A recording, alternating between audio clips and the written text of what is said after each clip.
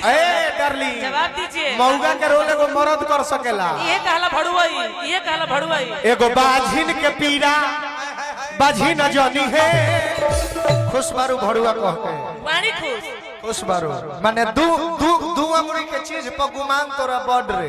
तोरा कौन सी पे गुमान बटे? दू अंगुरी के चीज पर गुमान तोरा बड रे। हम घमंड काहे ना करी, हमरो के भगवान देले बारे टाटा टिस्कोन के रड रे।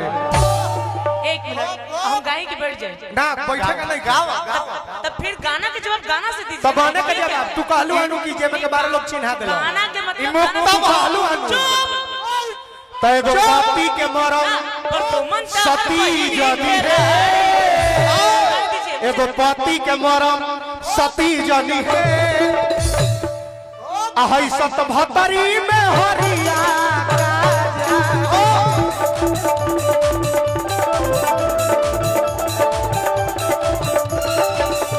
एगो पति के मरम सती जनी है सत भतरी में हरिया।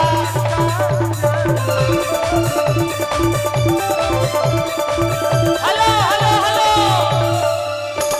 मर्दा के मरम मर्दा जनी है मर्दा के मरम मर्दा जनी है कौनो मौका ही जाना। अरे जियो जोया हो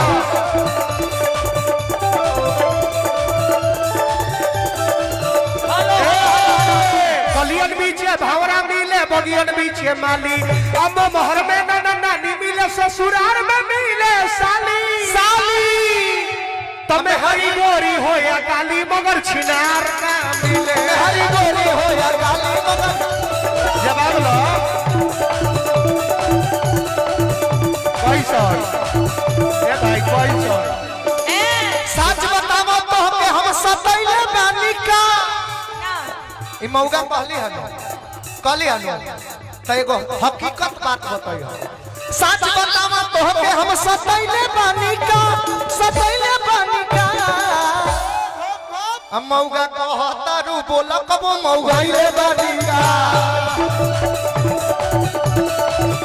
मौगा कहता रू कबो मौगाइले आई हेलो सराज बस यही पर मर्दा गोर मिले या सावर मगर खिलाड़ ना। हां हां ठीक बा उ तब तो हर बन में न खोई खिलाड़ ना मिले हो खिलाड़ ना मिले एक खिलाड़ ना मिले हमार खिलाड़ ना मिले। बहुत सुंदर बहुत अच्छा गावा।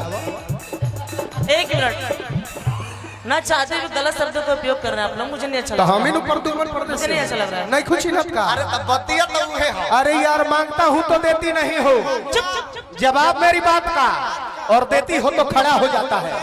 रोम रोम जज्बात का मुंह में लेना तो तुम्हें पसंद नहीं एक भी कतरा शराब का फिर क्यों कहती हो कि धीरे धीरे डालो बालों में फूल गुलाब का।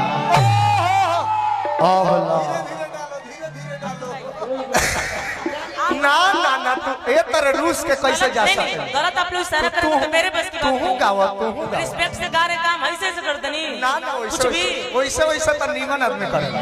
अरे